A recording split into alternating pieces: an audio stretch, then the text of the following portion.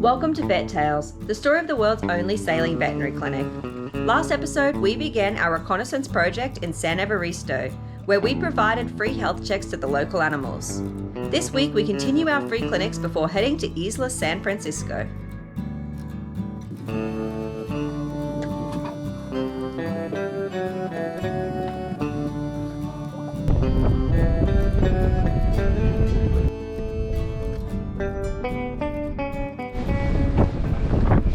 Dinghy's blowing away.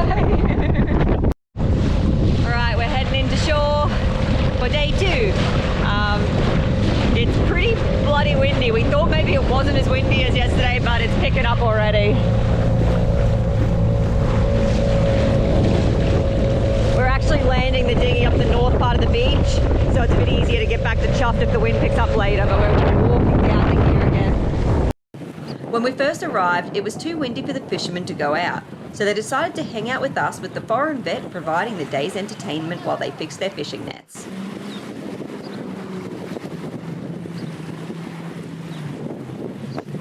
We find our first day in a community like this can be a bit slow, but this isn't our first rodeo, so we had plans to spend at least 2 days here hosting free clinics. Soon after, the patients started coming. During this clinic, we were giving all of the animals complete checkovers to assess their overall health and providing free worming and flea and tick products. This project was made possible by everyone who donated and our patrons, so we wanted to say a huge thank you to all of you. We kept detailed notes of our patients' ages and weight so we could come back with specific treatments for them all, including additional parasite control medicine and vaccines.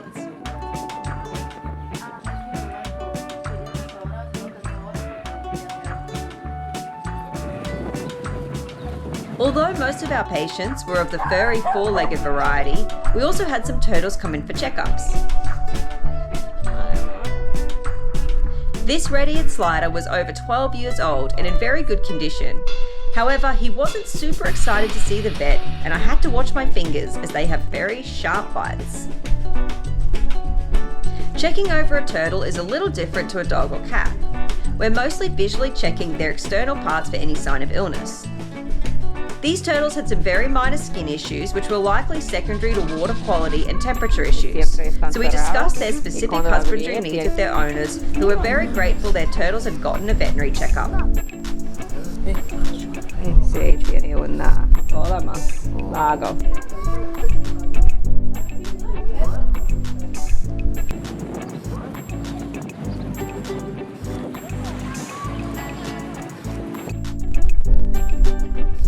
We were pleasantly surprised to find the dogs and cats here in very good health, and all the female dogs had been driven 5 hours along a bumpy road to be desexed as puppies. The community has an unspoken rule that you either get a male pup or you desex your female pup, so there are no stray dogs in this town. San Evaristo is an example of a community that really loves and cares for their pets, and they were so grateful to receive a veterinary visit. In fact, it was the first time it had ever happened. You may notice that our microphone started getting a little funny this episode. We're not exactly sure what went wrong, but we didn't realise until after filming.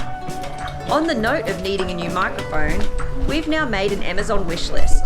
We know some people prefer to donate directly, so you can check it out in the links below or follow the link here on screen.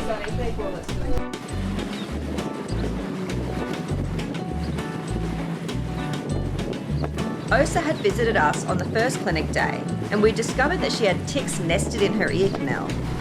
The only way to retrieve them was with a heavy sedation, so we could use forceps to pull them out.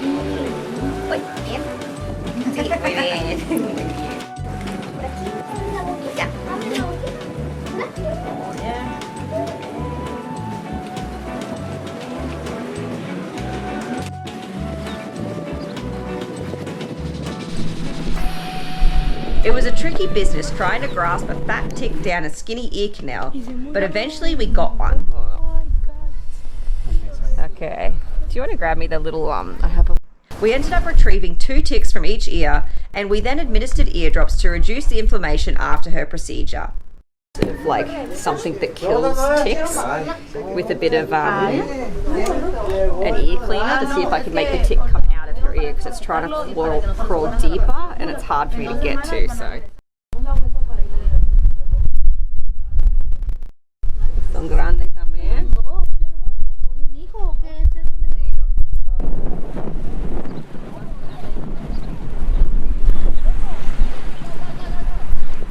We plan to recheck OSA when we return with the vaccines in 2 weeks. We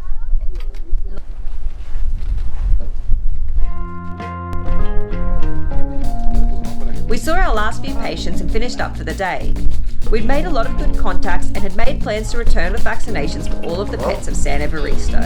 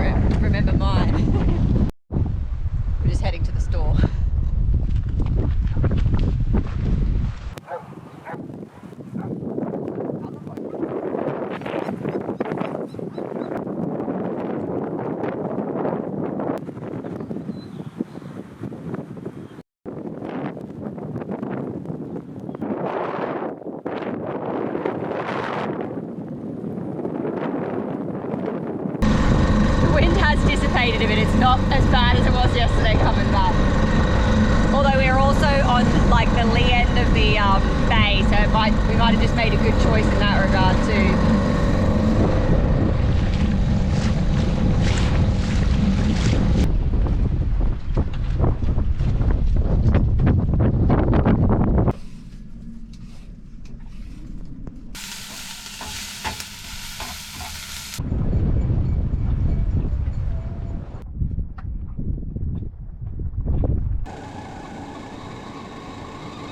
We're all rugged up because it's windy still, like 20 odd knots I think, and we're planning on trying to do a downwind sail to Isla San Francisco. Then tomorrow it's meant to be a bit less windy, so we're hoping we can go to the smaller island just north of it called Isla Coyote or Isla Partida, depending on who's naming it. Seems like the locals call it Partida. And then from there we'll look at heading back to Espiritu Santos the next day, and then back to La Paz so we can restock and come back again. So yeah, I should be hopefully able to do a bit of sailing the next few days, and a lot of it will be downwind, which we need practice with, but also should be quite fun and comfortable. And at Isla Coyote, Isla Partida, there's meant to be some animals there too, possibly only one, we're not sure yet, but we're gonna go and check out and do a bit of reconnaissance there and do some clinic days and give out worming and things like that, and hopefully then be able to bring them back supplies if they need it as well.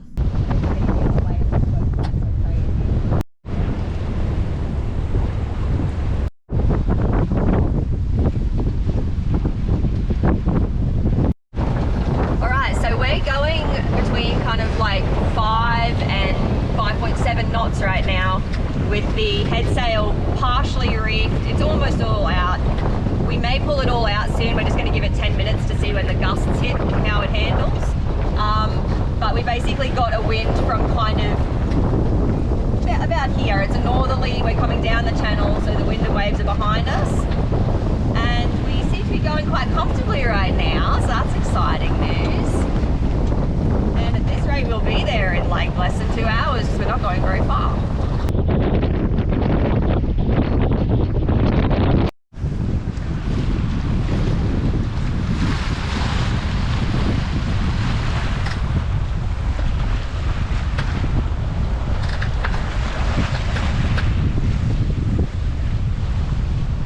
This is rare. I'm enjoying it.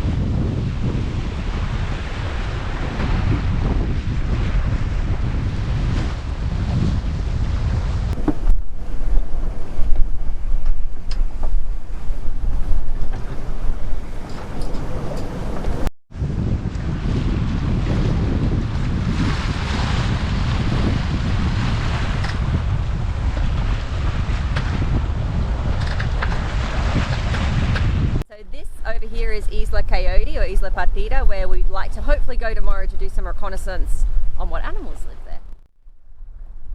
It's a tiny little village on a tiny little island. It's a little windy to stop there today, so that's why we're going to go tomorrow, hopefully.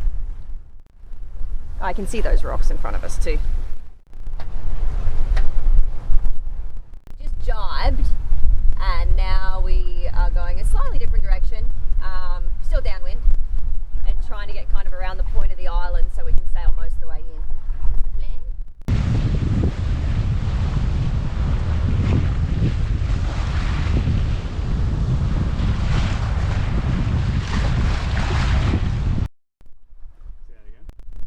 We've gone 9 miles in an hour and a half, which is pretty good time sailing the whole way.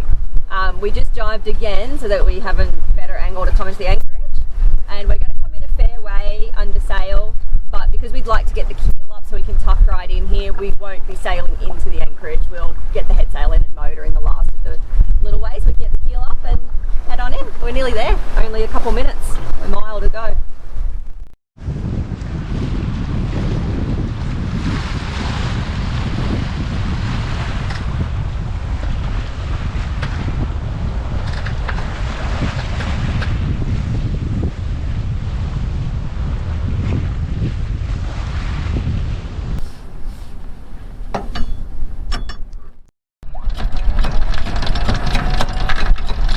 Alright, we are the closest boat to the beach, even closer than the tiny little power boat over there.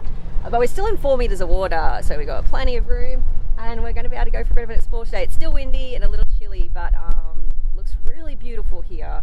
This is Isla San Francisco, and it's a very popular anchorage. As you can see, there's kind of 2 points, and then this like sandy bluff here, where I see that on the other side is ocean. But we've got these big cliffs protecting us from the north, and you can see it's a very popular anchorage. There's a lot of other boats anchored here. Us and the catamaran are nice and close to the beach. There's Chuffed. We are about to walk up here. As you can see, there's a beautiful path. We go for an explore, and that's the other side of the island, just there. Whoop.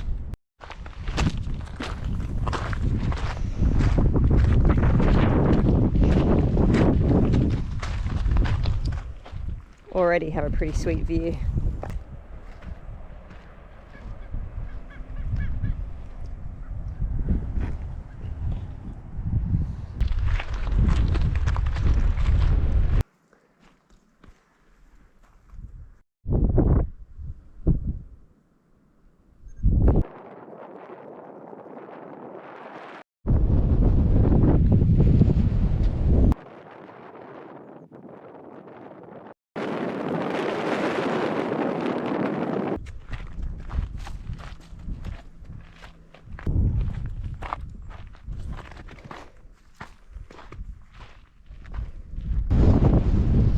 So we came up over this and then walked along this ridge line and around there. It's pretty cool. And then we went up to the top of this, and now we're coming back here. And I think just over this, we should be able to see Chuffed in the anchorage. I think. Yeah. And right there's our little Chuffed.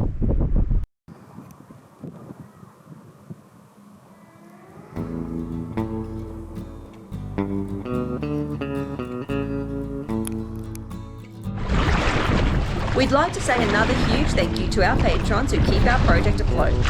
You can become a monthly patron for access to early release ad-free episodes, live updates and more. Be sure to hit that like and subscribe button, and until next episode, stay chuffed everybody.